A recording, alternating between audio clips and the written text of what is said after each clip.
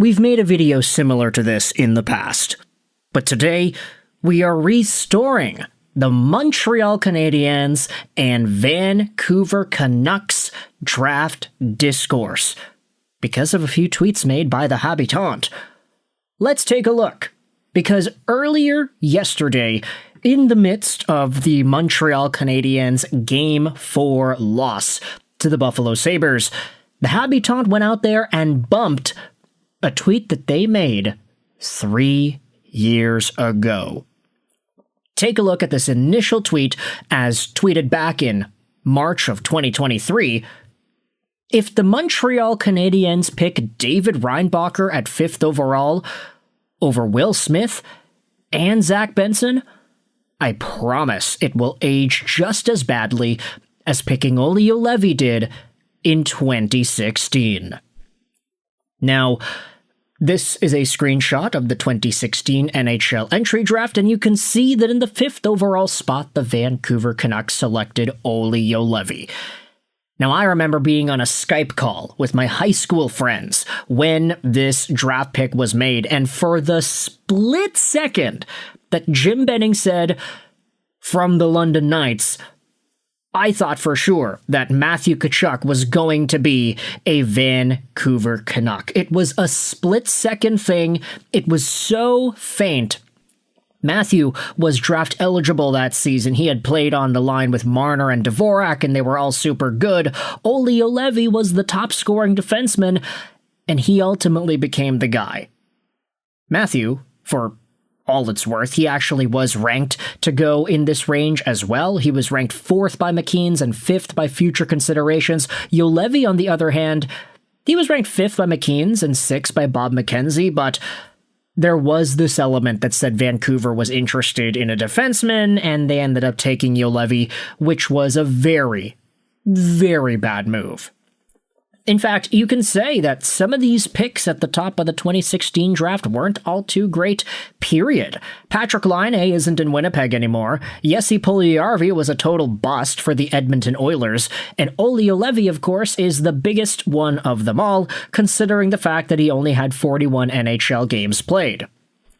But right after you saw Matthew Tkachuk get taken by Calgary, you saw Clayton Keller get taken by Arizona, and then shortly after, you had other guys like Mikhail Sergachev, you have Charlie McAvoy in here. If you want to talk about defensemen, I mean, McAvoy, Chychrun, Fabro.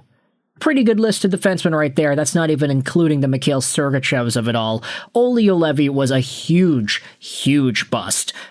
And I still reserve judgment, and I still say that part of why Juolevi never became something with the Canucks is due to the endless injuries that he was sustaining over the years. This guy just could not stay healthy throughout the course of his Vancouver professional development. And while it's true he did have some games, he had scored 2 goals in 23 Vancouver Canucks games in that 2021 North Division year, he was not good enough to stick around and be a pro with this team.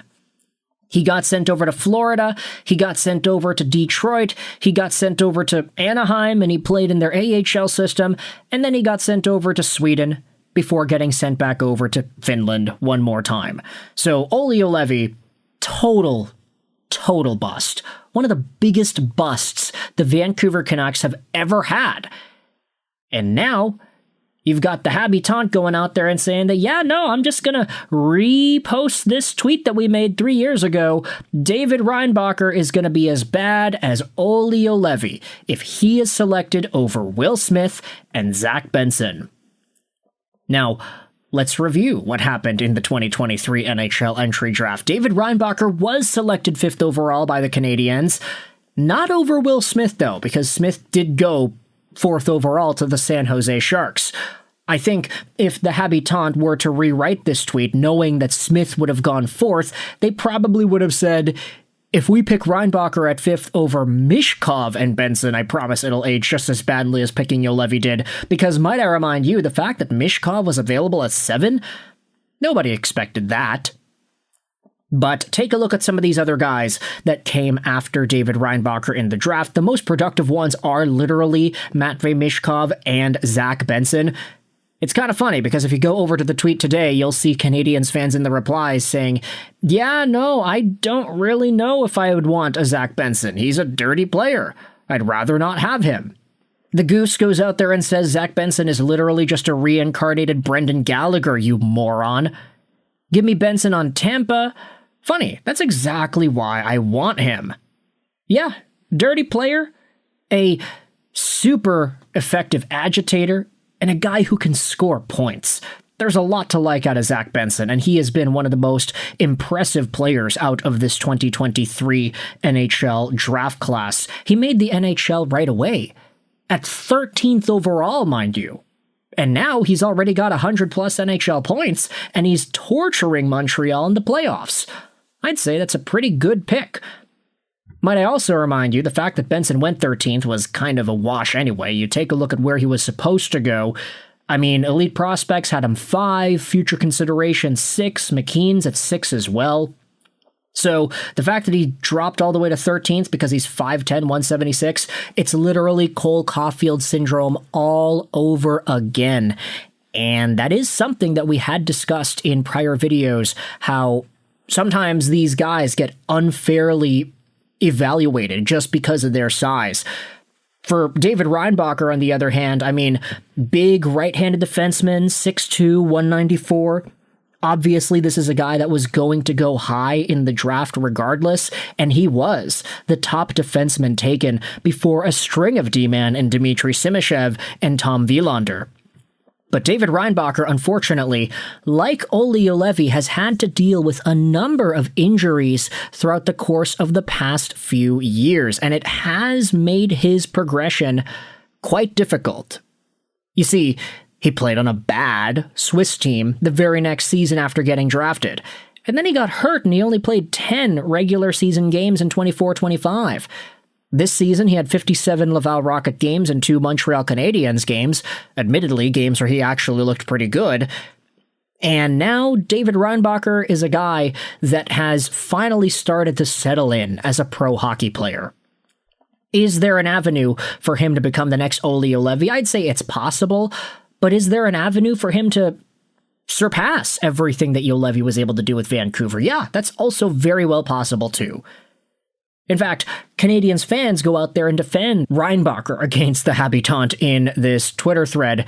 Reinbacher is not as bad as Olli Juolevi. It seems like he is about to jump to the NHL, and he should be able to handle those minutes. He may only top out as a top 4 guy, though. We'll see. Another reply says Reinbacher will break through next season, and the Canadiens will be able to run Hudson Dobson, Matheson, Carrier, Gooley, Reinbacher. Imagine Caden Gooley being a third pairing guy, and it actually makes sense. Think about it honestly. Because Noah Dobson is in the Canadiens organization, do you even really need David Reinbacher to be a top 2 caliber guy? Obviously, you want him to be as good as he can be, but if you're not getting top 2 level play out of this player, it's not like it's the end of the world. But then again, the idea of having 2 top 4, top pairing level right-handed defensemen on the team and Dobson and Reinbacher, obviously that's pretty attractive. So ultimately, does David Reinbacher become the Olli Juolevi of 2023? I'd probably say not. This is a very, very low bar, and David Reinbacher at 21 years old is already on a reasonable pace to surpass everything Juolevi was able to accomplish in the NHL, as much as it pains me and my Vancouver Canucks loving heart to say that. So with all that said, you can let me know your thoughts in the comment section below. How do you feel about the idea of Reinbacher being Olli Juolevi 2.0? Do you think the Habitant has a point here? Let me know in the comments all your opinions. I hope you enjoyed this video. Roll 9, and bye.